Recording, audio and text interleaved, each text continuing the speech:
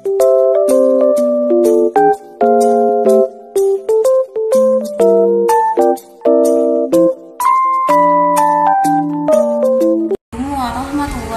wabarakatuh. Perkenalkan, nama saya Khairun Hasanah dengan NIM 2202100029. Saya berasal dari kelas 4A Prodi Administrasi Publik Fakultas Ilmu Sosial dan Ilmu Politik Universitas Malik Saleh. Tujuan saya membuat video ini yaitu untuk memenuhi tugas akhir dari mata kuliah Administrasi Pemerintahan Aceh dengan dosen pengampu Bapak Ahmad Yani, SS MSI. Adapun materi yang akan saya bawakan dalam video ini yaitu pelaksanaan otonomi khusus Aceh, Papua, dan Yogyakarta, di mana di dalamnya akan membahas tentang dasar hukum, eksekutif, legislatif, pembagian kekayaan, dan peran yang membedakan. Untuk yang pertama, kita akan membahas Aceh, di mana Aceh memiliki dasar hukum pelaksanaan otonomi khusus yaitu Undang-Undang Nomor 1 Tahun 2006 tentang Pemerintahan Aceh atau UUPA, yang isinya memberikan dasar hukum bagi Aceh untuk memiliki otonomi khusus yang meliputi pengaturan sendiri dalam berbagai aspek pemerintahan, termasuk penerapan syariat Islam dalam hukum lokal, pendidikan, dan kebudayaan. UUPA mengakui keunikan sejarah Aceh, terutama setelah konflik berkepanjangan dengan pemerintahan pusat yang berakhir dengan Nota Kesepahaman Helsinki 2005. Kemudian Nota Kesepahaman Helsinki pada tahun 2005, yaitu perjanjian ini menandai berakhirnya konflik antara Gerakan Aceh Merdeka atau GAM dan pemerintahan Indonesia, serta menjadi landasan utama bagi penyusunan UUPA. Perjanjian ini menetapkan pengakuan terhadap identitas Aceh dan memberikan otonomi khusus untuk mendukung perdamaian dan pembangunan di wilayah tersebut. Kedua, ada eksekutif, yang di dalamnya ada gubernur dan wakil gubernur, bupati atau wali kota. Gubernur dan wakil gubernur Aceh memiliki kewenangan eksekutif tertinggi di provinsi, bertanggung jawab untuk melaksanakan hukum nasional serta peraturan daerah yang disesuaikan dengan kondisi otonomi khusus. Gubernur berperan dalam menjalankan kebijakan terkait dengan penerapan syariat Islam di Aceh dan dalam pengelolaan sumber daya alam yang signifikasi. Kemudian ada bupati atau wali kota yang menjalankan kewenangan eksekutif di tingkat kabupaten atau kota dengan otonomi dalam pengelolaan sumber daya lokal dan pelaksanaan peraturan daerah yang sesuai dengan karakteristik dan kebutuhan masyarakat setempat. Yang ketiga, ada legislatif, di mana Aceh memiliki lembaga legislatif yaitu Dewan Perwakilan Rakyat Aceh atau yang disingkat dengan DPRA dan Dewan Perwakilan Rakyat Kabupaten atau Kota yang disingkat dengan DPRK. Dewan Perwakilan Rakyat Aceh atau DPRA memiliki kewenangan untuk merancang dan mengesahkan konun atau peraturan daerah yang sesuai dengan hukum Islam dan kebutuhan lokal. DPRA juga berfungsi sebagai pengawas kinerja eksekutif dan berperan dalam penyusunan anggaran. Kemudian ada Dewan Perwakilan Rakyat Kabupaten atau Kota yang biasa disingkat dengan DPRA, yaitu sebagai badan legislatif dengan kewenangan membuat peraturan lokal yang mengakomodasi kondisi dan kebutuhan masyarakat setempat. Yang keempat, ada pembagian kekayaan, di mana pembagian kekayaan dibagi menjadi dua, yaitu dana otonomi khusus dan pendapatan dari sumber daya alam. Dana otonomi khusus, Aceh menerima alokasi dana dari pemerintah pusat yang dialokasikan untuk mendukung pelaksanaan otonomi khusus. Dana ini digunakan untuk pembangunan infrastruktur, pendidikan, kesehatan, dan berbagai program yang mendukung kesejahteraan masyarakat Aceh. Kemudian ada pendapatan dari sumber daya alam. Aceh mendapat bagian dari pendapatan negara bukan pajak atau PNBP yang berasal dari eksploitasi sumber daya alam seperti minyak dan gas yang diatur untuk memberikan manfaat yang lebih besar kepada daerah. Itu tadi dasar hukum, eksekutif, legislatif, dan pembagian kekayaan dalam pelaksanaan otonomi khusus Aceh. Sekarang kita akan membahas pelaksanaan otonomi khusus Papua, di mana Papua memiliki dasar hukum pelaksanaan otonomi khusus dalam Undang-Undang Nomor 21 Tahun 2001 tentang otonomi khusus bagi pemerintah Provinsi Papua. UU ini memberikan otonomi khusus untuk Papua dengan kewenangan luas dengan berbagai aspek pemerintahan, pendidikan, dan pengelolaan sumber daya alam. Kemudian diperbarui dengan Undang-Undang Nomor 2 Tahun 2021, yaitu untuk memperkuat otonomi dan mengatasi tantangan dalam implementasi sebelumnya. Kemudian ada Peraturan Pemerintah atau PP dan Peraturan Daerah Khusus atau Perdasus yang mengatur pelaksanaan lebih rinci dari otonomi khusus, termasuk pengaturan khusus dalam bidang pendidikan, kesehatan, dan pengelolaan sumber daya alam yang mempertimbangkan kepentingan masyarakat adat Papua. Kedua, ada eksekutif, di mana Papua memiliki lembaga eksekutif, yaitu gubernur dan wakil gubernur, bupati atau wali kota. Gubernur dan wakil gubernur memiliki kewenangan eksekutif utama di provinsi, bertanggung jawab dalam pengelolaan pemerintahan, penerapan kebijakan otonomi khusus, dan pengembangan daerah dengan mempertimbangkan keunikan budaya Papua. Kemudian ada bupati atau wali kota, yaitu menjalankan kewenangan eksekutif di tingkat kabupaten atau kota dengan fokus pada implementasi kebijakan yang disesuaikan dengan kondisi lokal dan kebutuhan masyarakat Papua. Ketiga, ada legislatif, di mana Papua memiliki lembaga legislatif, yaitu DPRP atau Dewan Perwakilan Rakyat Papua dan Majelis Rakyat Papua atau yang disingkat dengan MRP.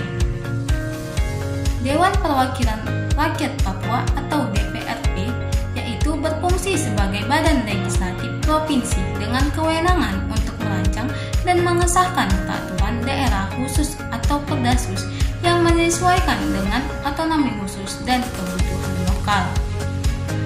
Kemudian ada Majelis Rakyat Papua atau MRP, yaitu sebagai lembaga representatif adat, agama, dan perempuan Papua.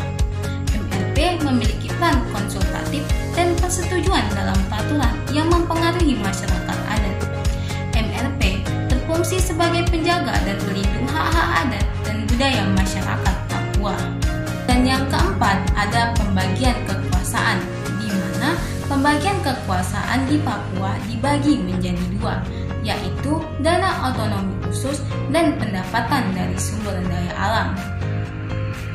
Di mana dana otonomi khusus, yaitu Papua menerima dana otonomi khusus yang digunakan untuk pembangunan infrastruktur, pendidikan, kesehatan, dan berbagai program yang mendukung kesejahteraan masyarakat Papua. Kemudian ada pendapatan dari sumber daya alam. Papua memiliki bagian dari pendapatan negara yang berasal dari eksploitasi sumber daya alam, seperti tambang dan hutan.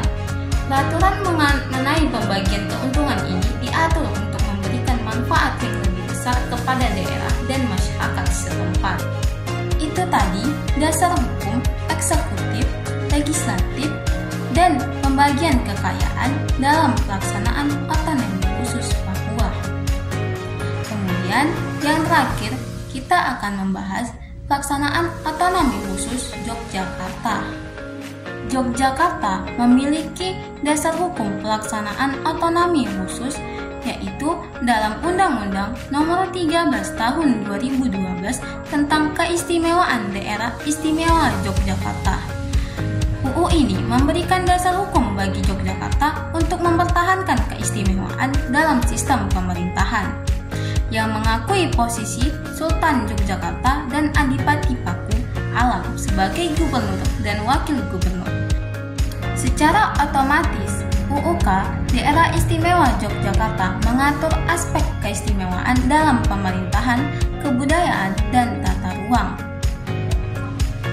Kemudian ada Peraturan Daerah Istimewa atau Perdais, yaitu peraturan yang lebih spesifik tentang tata cara pelaksanaan keistimewaan di DIY, meliputi pengelolaan keuangan, kebijakan publik, dan tata kelola pemerintahan yang mempertahankan nilai-nilai budaya setempat. Kedua, ada eksekutif, di mana Yogyakarta memiliki lembaga eksekutif, yaitu gubernur dan wakil gubernur. Gubernur adalah Sultan Hamengkubuwono sebagai gubernur DIY memiliki peran eksekutif dengan kekuasaan penuh dalam mengelola kebijakan lokal, yang termasuk mempertahankan dan mengembangkan keistimewaan Yogyakarta dalam budaya dan pemerintahan. Sultan berfungsi sebagai pemimpin politik dan adat dengan tanggung jawab mengintegrasi keistimewaan dalam tata kelola modern. Sedangkan wakil gubernur, yaitu Adipati Paku Alam sebagai wakil gubernur, mendukung Sultan dalam menjalankan kebijakan dan berfungsi sebagai perwakilan pemerintah DIY dalam hal yang memerlukan koordinasi dan kerjasama dengan pemerintahan pusat atau daerah lain. Ketiga, ada legislatif, di mana Yogyakarta memiliki lembaga legislatif, yaitu Dewan Perwakilan Rakyat Daerah atau DPRD, Dewan Perwakilan Rakyat Daerah atau DPRD sebagai badan legislatif. DPRD DIY berfungsi untuk merancang dan mengesahkan peraturan daerah yang mendukung pelaksanaan keistimewaan. DPRD memiliki peran pengawasan dan penganggaran serta bekerja sama dengan eksekutif dalam melaksanakan program pembangunan yang sesuai dengan keistimewaan Yogyakarta. Yang keempat, ada pembagian kekuasaan, di mana pembagian kekuasaan dibagi menjadi dua, yaitu dana keistimewaan dan kewenangan khusus dalam tata ruang dan tanah. Dana keistimewaan, yaitu Yogyakarta menerima dana khusus yang digunakan untuk memelihara dan mengembangkan keistimewaan, termasuk dalam sektor budaya, pendidikan, dan tata ruang. Dana ini membantu mempertahankan identitas dan tradisi Yogyakarta yang unik. Kemudian ada kewenangan khusus dalam tata ruang dan tanah, di mana Yogyakarta memiliki kewenangan dalam pengelolaan tata ruang dan tanah yang berbeda dari provinsi lain, yang mencerminkan sistem adat dan sejarah kepemilikan tanah di wilayah tersebut. Kemudian yang terakhir ada peran yang membedakan, di mana Aceh, Papua, dan Yogyakarta memiliki nama peran yang berbeda-beda. Yang pertama ada Aceh yang memiliki nama peran Wali Nangdo sebagai pemimpin adat. Wali Nangdo berperan sebagai simbol persatuan budaya Aceh dan memberikan nasihat kepada pemerintah daerah dalam hal adat istiadat dan budaya. Wali Nangdo tidak memiliki kekuasaan eksekutif langsung, namun berperan penting dalam menjaga nilai-nilai budaya dan tradisi Aceh. Yang kedua ada Papua yang memiliki nama peran, yaitu Majelis Rakyat Papua atau MRP. Berbeda dari wilayah lain, MRP memberikan perspektif adat dan budaya dalam proses legislatif dan pengawasan kebijakan pemerintah. MRP berfungsi sebagai lembaga representatif yang menampung aspirasi masyarakat adat dan memberikan persetujuan terhadap kebijakan yang mempengaruhi mereka. Dan yang ketiga, Yogyakarta yang memiliki nama peran Sultan dan Paku Alam. Berbeda dari provinsi lain, Sultan dan Paku Alam memiliki peran eksekutif langsung sebagai gubernur dan wakil gubernur daerah istimewa Yogyakarta. Mereka menggabungkan peran tradisional sebagai pemimpin adat dan modern sebagai pejabat pemerintahan dengan tanggung jawab melindungi dan mengembangkan keistimewaan Yogyakarta dalam konteks pemerintahan daerah. Itulah tadi materi tentang dasar hukum, eksekutif, legislatif, pembagian kekuasaan, dan peran yang membedakan dari pelaksanaan otonomi khusus Aceh, Papua, dan Yogyakarta. Dari materi yang sudah saya sampaikan dapat ditarik kesimpulan, yaitu Aceh memiliki otonomi berbasis pada syariat Islam dengan Walinangdo sebagai penasihat budaya. Yogyakarta memiliki otonomi keistimewaan melalui peran langsung, yaitu Sultan dan Paku Alam sebagai pemimpin eksekutif. Dan Papua memiliki otonomi khusus dengan MRP sebagai penjaga hak adat, berfokus pada kesejahteraan dan pengelolaan sumber daya dengan mempertimbangkan keunikan budaya Papua. Dari ketiga wilayah menunjukkan bahwa sistem otonomi khusus di Indonesia diadaptasi untuk mencerminkan kebutuhan dan karakteristik lokal yang unik. Baik, itulah materi yang dapat saya sampaikan. Jika ada kata-kata yang tidak berkenan dalam pembuatan video ini, saya memohon maaf sebesar-besarnya. Saya akhiri, wabillahi taufiq wal hidayah. Assalamualaikum warahmatullahi wabarakatuh.